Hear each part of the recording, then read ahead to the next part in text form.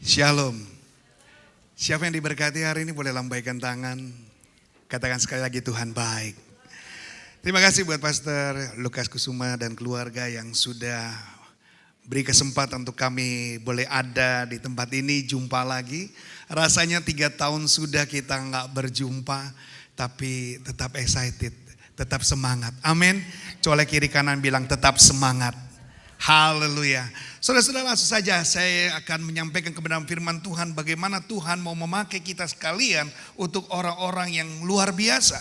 Bagaimana secara pribadi, saudara-saudara yang kekasih Tuhan, kita mau menjadi serupa sebagaimana Tuhan inginkan terjadi. Bukan hanya terjadi di tempat lain, tetapi di sini juga Tuhan boleh berikan kesempatan demi kesempatan supaya saudara alami kasih dan kuasa Tuhan. Mari kita lihat di dalam firman Tuhan Lukas pasal 19 ayat 1 sampai yang ke-10. Saya ajak pria baca yang ganjil dan wanita baca yang genap dan selanjutnya. Amin. Pria-pria boleh lambaikan tangan? Oke. Dan wanita boleh lambaikan tangan? Oke, tidak ada yang ketukar. Haleluya. Mari kita baca pria-pria. 1, 2, 3. Yesus masuk ke kota Yeriko dan berjalan terus melintasi kota itu. Wanita? Di situ ada seorang Sakius, kepala pemungut cukai, dan ia seorang yang kaya. Yang pria, ia berusaha untuk melihat orang apakah Yesus itu. Tetapi ia tidak berhasil karena orang banyak sebab badannya pendek. Maka berlarilah ia mendahului orang banyak lalu memanjat pohon ara untuk melihat Yesus yang akan lewat di situ. Para pria, ketika Yesus sampai ke tempat itu, ia melihat ke atas dan berkata, Sakius, segeralah turun sebab hari ini aku harus menumpang di rumahmu. Klik wanita. Lalu Sakius segera turun dan menerima Yesus dengan sukacita. Para pria, tetapi semua orang yang melihat hal itu bersungut-sungut katanya, ia menumpang di rumah orang berdosa. Wanita, tetapi Sakius berdiri dan berkata kepada Tuhan, Tuhan, setengah dari milikku akan kuberikan kepada orang miskin. Dan sekiranya ada sesuatu yang kuperas dari seseorang akan kukembalikan 4 kali. Pria, kata Yesus kepadanya, hari ini telah terjadi keselamatan kepada rumah ini. Karena orang ini pun anak Abraham sama-sama. Sebab anak manusia datang untuk mencari dan menyelamatkan yang hilang. Yang percaya katakan amin. Bapak Ibu yang kasih dalam Tuhan. Dalam kisah ini kita melihat bagaimana perjalanan seorang yang mau percaya kepada Tuhan mengalami kesulitan-kesulitan. Tetapi bagaimana dengan kita? Seringkali kita membiarkan, bahkan kita melupakan kesempatan yang Tuhan sudah berikan kepada kita. Bahkan kesempatan itu kita sia-siakan. Keselamatan yang sudah kita peroleh jauh dengan begitu sulit sebelumnya. Sepertinya lupa, sepertinya kita tinggalkan. Dan hari ini saudara, janganlah kita menjadi orang-orang yang kurang bertanggung jawab dengan apa yang Tuhan sudah beri kepada saudara dan saya. Mari kita lakukan sesuatu yang benar di hadapan Tuhan. Lakukan sesuatu yang terbaik. Kalau saudara lihat kembali bagaimana Sakius mengalami begitu kesulitan demi kesulitan. Waktu dia mau menjumpai Yesus, waktu dia mau berjumpa dengan Tuhan, mengalami yang namanya ujian dan cobaan. Mari kita berusaha untuk menjadi orang-orang yang bisa seperti apa yang Tuhan inginkan dalam kehidupan kita. Untuk kita sudah diselamatkan, kita sudah ditebus, bahkan kita sudah dibebaskan. Ada langkah-langkah yang harus kita lakukan. Bukan toh kita hanya menjadi orang Kristen lalu kita berdiam diri. Di luar sana banyak orang yang merindukan untuk berjumpa dengan Tuhan. Saya percaya kalau saudara pernah membaca seorang yang bernama Watchman Nee, seseorang yang mau mencapai satu kebenaran yang begitu hebat, dia harus mengorbankan begitu banyak hal-hal yang dia miliki. Dia mengalami yang namanya sesuatu yang tragis dalam kehidupannya. Kehilangan anak, kehilangan istri, bahkan kehilangan kepercayaan. Dia harus mengalami di penjara, bahkan sampai seumur hidup dia. Akhirnya dia mengalami kematian. Tetapi apa yang dihasilkan Watchman Nee adalah kebangkitan bagi gereja-gereja di Asia khususnya Watchman Nee menaruh sebuah harapan besar bagi mereka semuanya untuk mencapai yang namanya kesempurnaan. Ada hasil. Jangan sampai ada orang-orang yang tidak terselamatkan setelah kita ada di dalam keselamatan itu. Kita diselamatkan untuk menyelamatkan. Amin. Amin. Kita ditolong untuk menolong. Bukan berarti kita lalu, oh Tuhan, setelah saya diselamatkan, lalu saya hanya sebagai seorang jemaat. Setelah saya diselamatkan, lalu saya hanya duduk sebagai seorang jemaat tanpa peduli dengan hal-hal yang lain, tanpa saya harus pusing dengan hal-hal yang lain. Padahal di sini ada sesuatu yang menjadi janji Tuhan supaya saudara berakar, bertumbuh dan berbuah, menghasilkan buah yang lebat. Supaya orang-orang di luar sana menjadi percaya kepada Tuhan. Orang-orang di luar sana yang belum percaya, dia menjadi percaya. Karena apa? Karena saudara. Zakheus adalah satu tokoh yang mungkin hari ini terlepas dari orang-orang yang kerumunan orang percaya. Sehingga dia harus mencari kepercayaan sendiri. Dan waktu dia mau mencapai satu kepercayaan sendiri, begitu banyak alam yang namanya kesulitan-kesulitan. Mari kita lihat saudara. Klik. Tuhan tidak melihat buruknya masa lalu seseorang asal dia mau bertobat dengan sungguh. Saudara-saudara, seringkali kita beranggapan, oh dia tidak akan pernah bisa diselamatkan. Karena dari dulu sudah saya kasih tahu. Dari dulu saya sudah bilang. Dia gak pernah mau berubah. Dan hari ini saudara, sekalipun dosamu merah seperti kain kemisi, Tuhan akan putihkan seperti bulu domba. Sekalipun hari ini berbagai macam mungkin kesalahan-kesalahan. Saudara lihat Rasul Paulus, betapa berat dalam kehidupan dia. Betapa jahat dalam kehidupan dia. Tetapi Tuhan mau menyelamatkan saudara Paulus ini untuk menjadi pelayan Tuhan. Dan kalau saudara bisa bayangkan, 13 kitab dalam perjanjian baru ditulis oleh seorang Rasul Paulus. Ini salah satu bukti bahwa Tuhan sangat membutuhkan orang-orang yang mau untuk peduli. Orang-orang yang mau melahirkan jiwa-jiwa untuk menyelamatkan. Dan saya yakin kalau saudara hari ini ada, kita mulai tergerak hatinya. Tuhan, kalau dulu saya mungkin seorang yang mungkin tidak berarti dalam hidup ini. Tapi kalau saya tidak menghasilkan sesuatu, apa artinya? Kalau saja saudara melihat ada orang yang pernah berbuat dosa, ada orang yang pernah berbuat kelam dalam kehidupan dia, lalu dia diselamatkan hanya seorang menjadi jemaat saja dalam sebuah gereja, tentunya dia tidak menjadi orang yang berarti. Justru Tuhan ingin dari orang-orang yang sedemikian melahirkan. Eklesia ada 2 tugas ganda, bukan hanya memanggil keluar dari kegelapan untuk masuk dalam terang yang ajaib. Tetapi kita juga harus setelah menerima terang yang ajaib, mengajak kembali orang yang di luar sana untuk percaya kepada Tuhan. Apakah saudara bilang menguntungkan?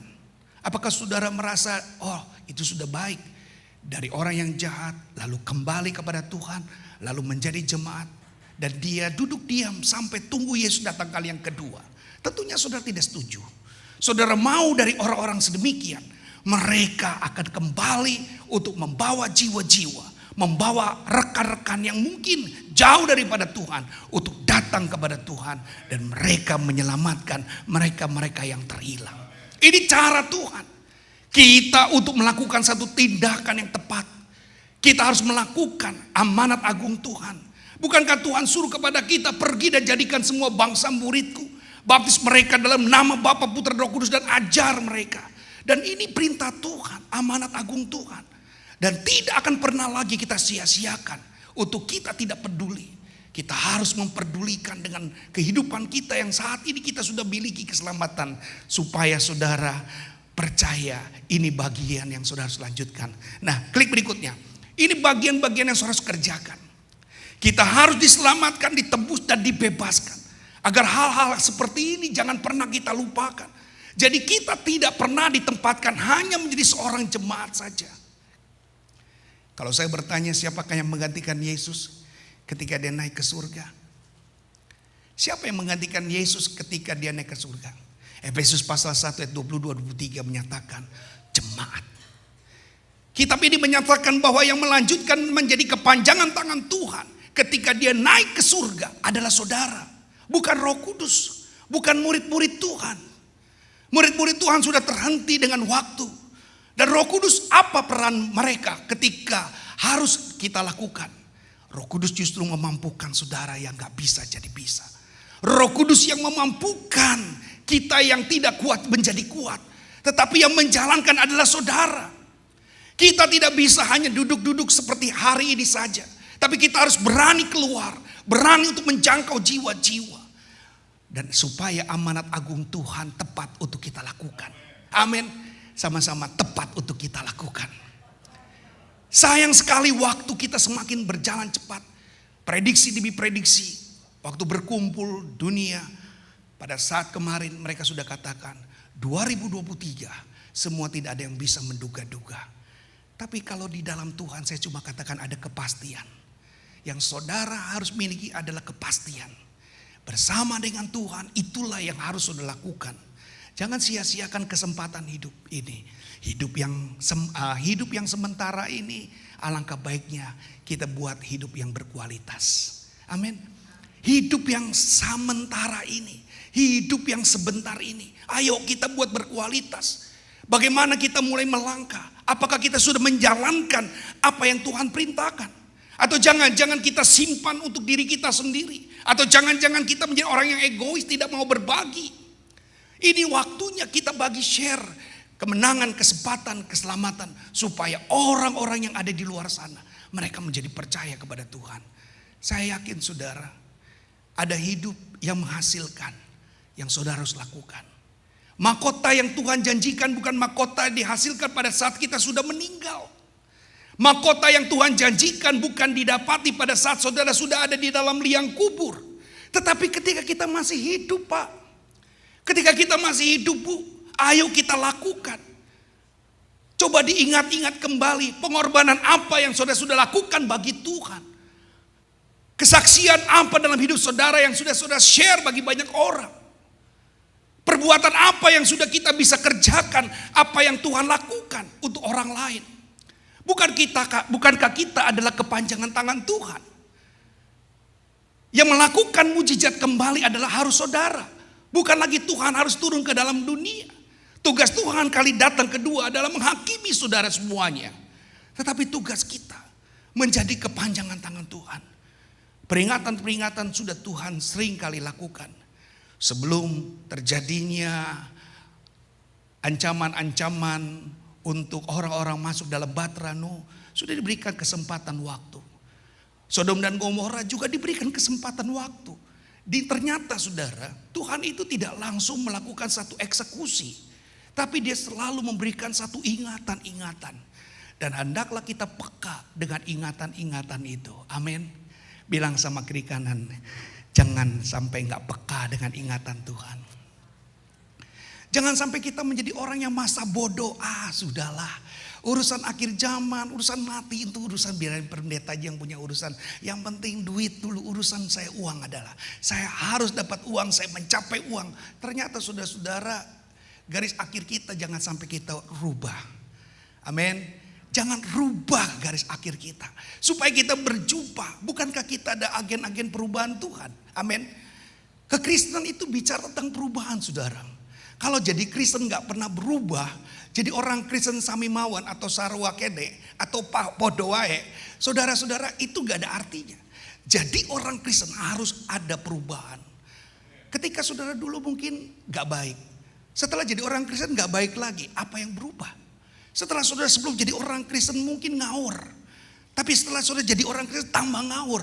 Artinya ini gak mengalami perubahan. Perubahan itu adalah pilihan. Dan saya percaya jemaat BMC Philadelphia adalah jemaat yang siap untuk alami perubahan. Bilang sama-sama kita adalah agen perubahan.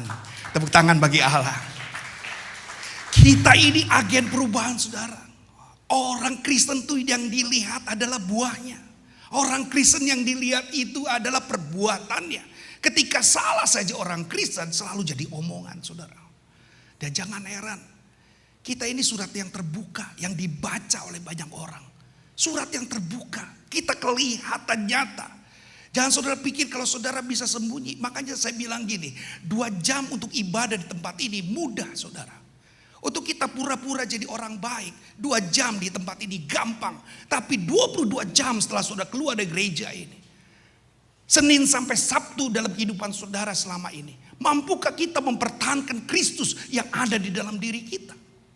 Mampukah kita sesuai dengan lagu yang kita nyanyikan, ku mau seperti Yesus, lalu saudara seperti Yesus? Inilah yang namanya agen perubahan. Kita siap mengalami, saudara. Semua yang kita miliki, semua yang kita punyai, ini sementara. Maka oleh karena itu saudara, yang sementara ini semuanya akan hilang. Yang tidak sementara itu ada di sana. Saudara-saudara, yang kekal adalah kepunyaan Tuhan. Pasti saudara rindu. Nah, tadi saya katakan, klik berikutnya. Kita ini orang Kristen yang disebut garam dunia. Kita orang Kristen yang disebut terang dunia. Jangan sampai ada Sakius lagi yang mengejar untuk mendapatkan dan memperoleh, untuk melihat Yesus. Kenapa? Karena ada orang yang tidak menyampaikan. Karena ada orang yang ragu untuk menyampaikan. Karena ada orang yang tidak mau untuk menyerahkan. Dan saya percaya saudara bukan tipe-tipe orang yang tidak mau menyerahkan, tidak mau peduli atau tidak mau sama sekali. Mulai hari ini ambil langkah. Bukankah kita agen perubahan yang harus menunjukkan bagaimana sikap sebagai orang-orang yang percaya. Kita tidak tutup mata dengan kehancuran dunia ini. Kita akan merasa bersalah dan paling bersalah ketika ada banyak orang yang tidak terselamatkan oleh karena kita. Kita harus terus berusaha untuk bagaimana membawa sebuah perubahan. Maka saya katakan kalau mau mengubah orang lain bukan kita ubah kehidupan mereka. Tapi mengubah dari cara kehidupan kita. Maka saya katakan memuliakan Tuhan itu bukan hanya angkat tangan nyanyi memuji Tuhan. Memuliakan Tuhan itu bukan nyanyi lagu pujian yang indah-indah, bukan. Memuliakan Tuhan adalah menghadirkan Kristus dalam perkataan, dalam kehidupan perilaku, di dalam hidup kita. Menghadirkan Kristus dalam diri kita, itulah yang memuliakan Tuhan. Maka orang banyak bilang memuliakan Tuhan, tapi kalau kehidupannya tidak sama.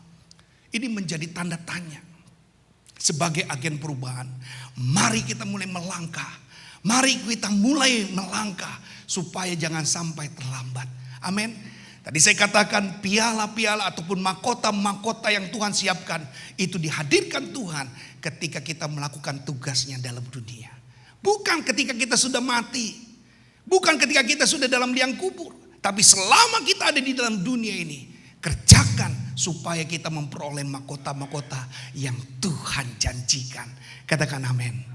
Nah, klik berikutnya. Dalam 2 Korintus 5:17 katakan, jadi siapa yang ada di dalam Kristus, ia adalah ciptaan baru. Yang lama sudah berlalu, sesungguhnya yang baru sudah datang. Saudara sudah menerima anggur baru. Anggur yang baru tidak boleh diletakkan di dalam kirbat yang lama. Sehingga itu tidak akan pernah mau mengubah kehidupan kita. Kita akan merasa, ini zona nyaman saya. Justru saudara, ketika saudara sudah terima anggur yang baru, saudara harus terima dan taruh di dalam kirbat yang baru. Supaya anggur itu tetap aman dan tetap baik. Amin. Dan saudara harus lakukan sesuatu yang berdampak buat kehidupan saudara selama ini. Entah di dalam apapun yang saudara sedang kerjakan. Tuhan sudah turut bekerja di dalam segala sesuatu yang mendatangkan kebaikan bagi umat-umat Tuhan hari ini. Dan saya cuma berpesan bagaimana kita harus memberikan yang terbaik. Apa yang Tuhan sudah berikan buat kehidupan kita. Supaya kekristenan ini berdampak saudara. Sebagai agen perubahan kita harus berani melangkah. Apa yang kita harus lakukan. Dan lalu saudara bertanya bagaimana saya bisa menemukan kekuatan itu. Bagaimana saya harus bisa kuat untuk kita bisa ditebus, diselamatkan. Atau saya bisa dibebaskan. Ada kekuatan-kekuatan yang Tuhan mau beri buat saudara. Yang pertama, klik. Teladan yang diberikan Yesus sendiri kepada kita. Kekuatan kita tidak bisa andalkan dengan orang lain. Yeremia 17:5 katakan terkutuklah orang yang mengandalkan manusia. Artinya apa? Kecewa. Tapi ayat 78 katakan apa? Berbahagialah orang yang mengandalkan Tuhan. Ia akan ditaruh seperti pohon yang ditanam tepi aliran air. Dan akan menghasilkan buah-buahnya tiap pada musimnya. Apa saja yang kau minta, pasti Tuhan perbuat. Saudara-saudara, pernahkah kita melupakan janji Tuhan? Sering. Tapi Tuhan pernah gak melupakan kita? Tidak pernah saudara. Maka hari ini kekuatan yang paling besar dalam kehidupan kita adalah teladan Yesus. Amin. Yang kedua, kita lihat jalan penderitaan. Jadi waktu kita mau bikin bersalah, waktu kita mau bikin sesuatu yang gak benar, kita ingat bagaimana Tuhan sudah berkorban. Ketika kita sudah ingat dengan pengorbanan Tuhan, kita gak berani untuk melengsar atau kita melenceng dari kehidupan kita. Ini yang harus menjadi teladan. Saya sedang kalau setiap hari Minggu ada perjamuan kudus. Ini satu ingatan buat kita. Supaya pengorbanan Tuhan tidak dianggap remeh. Supaya pengorbanan Tuhan jangan dianggap itu hanya seperti tradisi ataupun hanya sebagai kebiasaan atau rutinitas. Tapi jadilah sebuah habit, saudara. Dan yang ketiga, katakan pengalaman dan kenyataan hidup kita hari ini. Lihat orang yang tanpa Tuhan, apa jadinya? Alkitab sudah menceritakan bagaimana tokoh-tokoh Alkitab yang hidupnya tanpa Tuhan. Mereka begitu menderita, saudara. Tapi lihat orang yang hidupnya bersama dengan Tuhan, mereka mendapatkan kekuatan yang baru. Itulah yang harus kita tiru dalam diri kita. Dan marilah saudara lihat kesempatan waktu kita membaca hidup orang lain yang dekat sama Tuhan, kok mereka lebih dipelihara ya? Kok mereka yang sungguh-sungguh sama Tuhan kok hidupnya lebih aman ya? Kok kenapa dengan saya? Nah saudara-saudara, jawaban hidup kita ini sebenarnya kita sendiri tahu loh saudara. Amin. Kita sendiri ini tahu apa yang kita lakukan. Maka orang itu bilang sungguh-sungguh sama Tuhan, gak bisa cuma dikatakan saja, tapi kehidupannya. Sudahkah kita bangun saat teduh kita setiap hari dengan Tuhan? Sudahkah kita berdoa setiap hari dengan Tuhan? Ya, setiap hari saya pun masih lakukan. Setiap jam 3.50 itu saya selalu berdoa, bangun besok doa buat kehidupan saya sendiri. Saya lakukan. Dan baca Alkitab setiap hari itu bukan lagi menjadi satu yang harus disuruh-suruh oleh gereja. Tapi bangun buat diri kita sendiri. Kalau kita sudah menyadari itu adalah sesuatu yang terbaik, Tuhan tidak akan pernah meninggalkan saudara. Dan kekuatan itu datang dengan sendirinya. Amin. Kesaksian hidup kita juga berjumpa dengan alami kuasa Tuhan. Itulah kekuatan kita. Lihat banyak orang yang diberkati, hidupnya berbeda, hidupnya berubah. Lihat, semua karena Tuhan. Dan hari ini kita sudah mulai melihat, dan itu menjadi jawaban buat kita, bahwa kalau Tuhan jauh dengan kita, nggak mungkin. Tuhan tidak pernah jauh dalam hidup saudara. Justru banyak saudara-saudara yang jauh dengan Tuhan. Lihat apa yang Tuhan sudah tabur dalam kehidupan kita. Begitu sangat menjawab sekali. Nah, lalu ketika saudara mau berusaha, lalu ada nggak tantangan? Selalu ada saudara. Orang-orang yang tidak suka dengan kehidupan rohani kita dengan benar, itu pasti ada saja. Saudara-saudara tidak perlu dikhawatirkan. Dan saudara tetap terus berjalan pandang Yesus menjadi satu-satunya teladan dalam hidup saudara. Sehingga hari ini lihat, ketika saudara mulai maju, apa yang saudara rasakan? Klik, seringkali diasingkan. Ujian bertambah. Betul ya? Ujian terus bertambah. Rasanya kita sudah mulai aduh Tuhan, kok ikut Tuhan makin menderita. Kok ikut Tuhan, kok yang saya rasakan adalah tambah khawatir dan takut. Saudara-saudara, lagi-lagi saya katakan, di mana posisi iman kita? Iman bentuk pengharapan kita ini sebagaimana? Saudara lihat, seringkali khawatir, takut, gagal, tidak didukung, intimidasi. Itu hal biasa. Sama-sama bilang hal biasa. Hal biasa. Kalau masih ada hal-hal seperti ini, kita masih disebut manusia, saudara. Kita masih manusia. Dan saudara yakin, kekuatan saudara sudah saudara nyatakan bahwa Roh Kuduslah yang menjadi tugasnya hari ini. Maka di dalam 1 Yohanes 4 ayat 4b, roh yang ada di dalammu jauh lebih besar daripada roh yang ada di luar sana. Sehingga kita mampu mengatasi, saudara. Orang-orang Kristen kalau misalnya masalah seperti ini masalah kecil sebenarnya. Saudara jangan takuti, saudara jangan khawatirkan. Bahkan firman Tuhan sendiri katakan 365 kali kata jangan takut. Artinya tanpa sehari pun Tuhan izinkan untuk saudara mengalami ketakutan. Jadi apa daya kita? Masihkah saudara meragukan? Tentunya tidak. Kita sudah sangat percaya.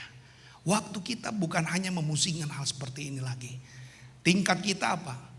Matius 28 bilang, jadikan semua bangsa muridku, baptislah mereka.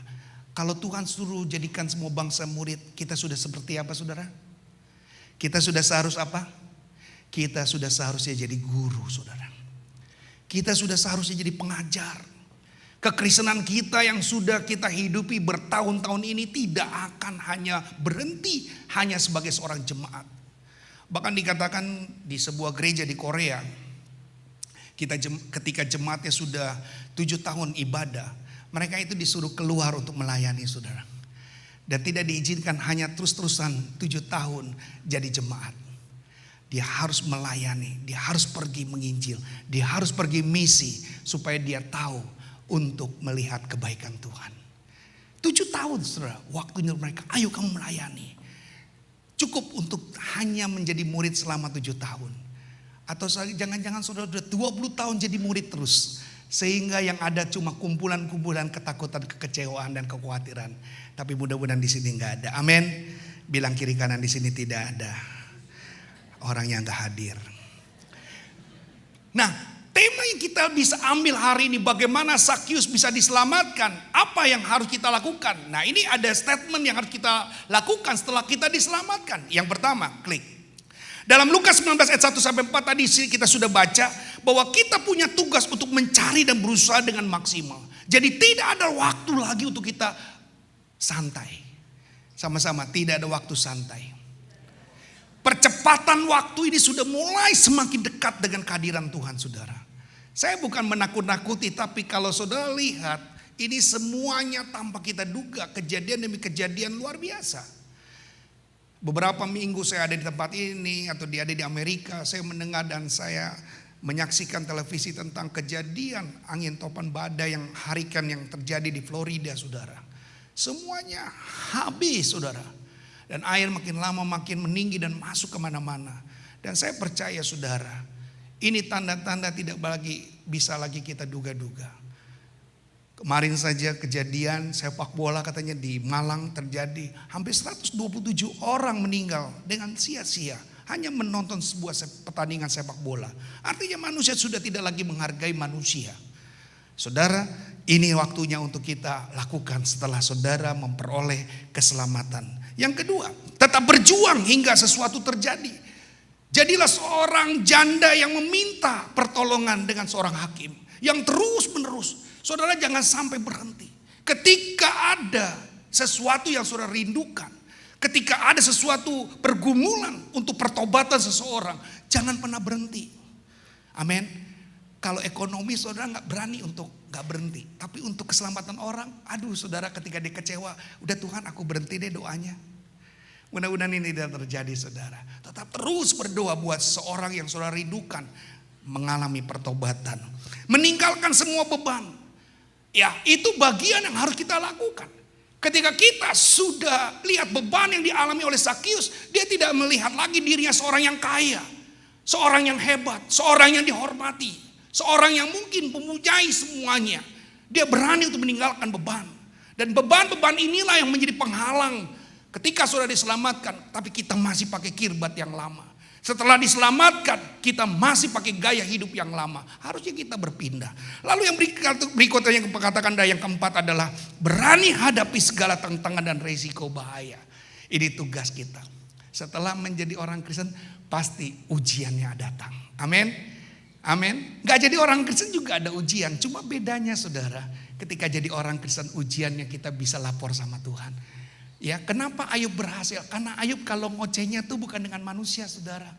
Ayub tuh kalau ngocehnya itu sama Tuhan. Ayub tuh kalau ngomelnya tuh sama Tuhan, saudara. Dia ngomelnya sama Tuhan, dia gumul sama Tuhan. Kita kan beda. Ngomel sama Tuhan juga, ngomel sama orang juga, betul nggak? Oh nggak ada ya? Di sini nggak ada ya. Tapi kenapa Ayub berhasil? Karena Ayub tuh ngomongnya sama Tuhan terus, saudara. Maka Ayub itu selalu ditolong Tuhan. Kalau saudara ada apa-apa ngomongnya sama Tuhan, pasti Tuhan jawab. Pasti Tuhan jawab. Jadi kalau saudara lapornya sama Tuhan, pasti Tuhan jawab. Tapi kalau saudara lapornya sama manusia, masalah datang lagi. Paham dengan apa yang Tuhan inginkan. Ingat, kalau saudara ingin sesuatu, pasti Tuhan akan hadir. Dan jangan khawatir. Klik. Inilah kalau kita minta pimpinan Tuhan. Setelah diselamatkan, kita rubah. Ayo, apa yang harus kita lakukan? Selama ini kita sudah diselamatkan, menerima keselamatan Tuhan, tapi tanpa ada sesuatu yang saudara alami yang namanya perubahan, nol, nothing saudara. Yang kedua, apa yang saudara lakukan setelah saudara mengalami penebusan? Yang pertama adalah mendengarkan suaranya dengan peka. Orang-orang yang sudah ditebus, dia sangat peka dengan suara Tuhan. Dia tahu apa yang Tuhan suruh. Nggak perlu lagi dipaksa-paksa. Nggak perlu lagi mungkin ditegur-tegur. Saya percaya saudara, betul apa dikatakan, masa pandemi ini adalah masa kita mulai diseleksi Tuhan. Ada yang memang kelihatan, yang sungguh-sungguh benar sungguh-sungguh nampak saudara. Yang kurang sungguh-sungguh inilah mungkin kadang-kadang adalah sebuah jawaban. Oh, ternyata seringkali manusia bisa gagal. Tapi kita bukanlah orang sedemikian. Cepat mengambil respon. Orang-orang yang sudah ditebus dia selalu mengambil respon. Bukan hanya respon pada waktu melayani Tuhan. Tetapi dalam mengambil satu keputusan membantu dalam gereja Tuhan. Baik dana, baik doa, baik daya yang kita lakukan. Ini harus kita responi. Orang ini udah jadi Kristen bertahun-tahun. Tetapi pelitnya luar biasa. Orang ini diberkati luar biasa. Tapi gak pernah respon dengan pekerjaan Tuhan. Hati-hati loh saudara. Orang yang ditebus dia biasanya punya keresponan tinggi. Amin. Tidak lagi ragu-ragu, khawatir atau apapun. Tidak boleh lagi saudara. Karena dia sudah percaya. Segala perkara dapat kutanggung di dalam dia. Yang memberi kekuatan. Amin. Segala perkara dapat kutanggung di dalam dia. Karena dia yang memberi kekuatan. Itulah cara Tuhan untuk memberkati buat kehidupan saudara. Di mana letak kita pada saat sekarang ini? Miliki Yesus dengan sukacita. Pandangan Yesus tidak terpengaruh dengan sekeliling kita. Lihat Sakius. Walaupun badannya pendek. Walaupun dia mengalami kesulitan. Dia tidak kehilangan akal. Saudara, hari ini COVID tidak membuat kita kehilangan akal untuk mencari Tuhan. Amin. Jangan-jangan kita adalah orang-orang yang mungkin senang adanya COVID supaya waktu kita untuk nyantai tidur makin lama. Luar biasa. Tuhan baik. Awalnya begitu khawatir. Tapi lama-lama. Hati-hati saya katakan. Ketika kita tidak merasa ditebus. Kita gak merasa menjadi orang yang paling penting. Tapi ketika kita sudah merasa menjadi orang yang ditebus Tuhan. Kita menjadi sesuatu yang berarti saudara. Jadilah orang yang berarti. Supaya Tuhan bangga. Kalau dia sudah ciptakan kita. Oh ini loh. Tuhan sudah ciptain dia jadi orang yang hebat. Tuhan ciptain dia jadi orang yang berhasil. Jangan sampai Tuhan menjadi menyesal karena menciptakan saudara. Nggak bisa bikin apa-apa. Pernahkah berpikir, saya nggak mau menjadi Tuhan tuh menyesal karena ciptain saya. Saya mau menjadi orang yang hebat karena Tuhan yang ada dalam hidup saya. Amin. Yang mau menjadi orang yang hebat di hadapan Tuhan, angkat tangan. Wow, tepuk tangan bagi Allah kita. Itu yang Tuhan mau merindukan. Bukan cuma 1-2 orang, tapi kita. Kita mau enggak sebenarnya? Pertanyaannya gitu, kita mau enggak? Setelah ditebus nih, ada banyak keinginan atau tidak? Saya mudah-mudahan saya berpikir kalau saudara adalah orang-orang yang punya kerinduan yang luar biasa. Dan kita lihat yang terakhir saudara, dibebaskan. Bagaimana letak kita setelah kita mengalami pembebasan? Penuh dengan ucapan syukur. Ucapan syukur itu bukan sesuatu yang sudah saudara terima. Kalau yang sudah saudara terima itu namanya syukuran. Amin. Coba contohnya gini. Pak Yoel, ya nanti pulang kita makan ya Pak Yoel. Sebelum ibadah saya sudah disampaikan. Sebut saja mungkin ada Pak Lukas lah. Pak Lukas bilang, Pak Yoel nanti setelah ibadah kita makan. Sebelum ibadah. Tadi pas ibadah Pak Lukas bilang, Pak Yoel ntar kita makan bakmi. Lagi saya mau maju dia bilang apa? Jangan lupa bakmi. Saya tanya, saya sudah dapat bakmi belum?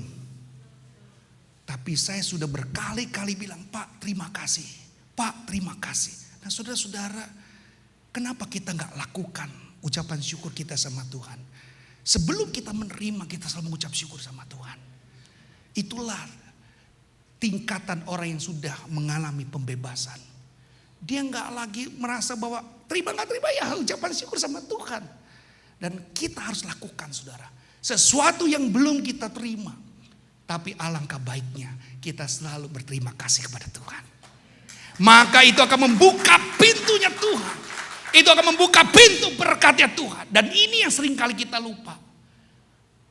Udah dapat baru bilang, Pak saya mau ucapan syukur. Salah. Kalau udah dapat namanya, haleluya. Taat pada keinginan Tuhan. Jadi gak lagi jadi Kristen yang teori. Tapi jadi Kristen praktek. Amin. Bilang Kristen teori. Sekarang Kristen praktek. Orang yang sudah dibebaskan tidak lagi pakai teori tapi praktek, saudara. Dan berikutnya adalah kedagingan harus kalah. Ya, memang daging ini kuat ya. Tapi roh itu penurut, saudara. Inilah kedekatan kita dengan Tuhan yang mengubah kehidupan kita. Dan perubahannya juga radikal. Gratis, saudara. Lihat apa yang dilakukan oleh Zakius. Dia katakan setengah hartaku akan ku berikan kepada orang miskin. Ini satu spektakuler. Dari orang yang dianggap remeh. Dari orang yang dianggap tidak berarti. Tapi Tuhan bisa bikin sesuatu yang hebat. Itu cara Tuhan, saudara. Pergerakan terjadi ketika orang dibebaskan. Apakah saudara menjadi orang yang dibebaskan? Ini waktunya. Lalu suka melayani Tuhan. Orang-orang yang sudah dibebaskan Tuhan. Tuhan bilang, orang-orang ini juga keturunan Abraham. Saudara adalah keturunan Abraham. Lakukan apa yang Tuhan punya mau. Kerjakan. Klik berikutnya. Tentukan visimu. Tentukan peran hidupmu. Berikan disiplin hidupmu. Dengan waktu yang terbaik. Supaya prioritas waktu menjadi yang utama. Tepuk tangan bagi Allah kita.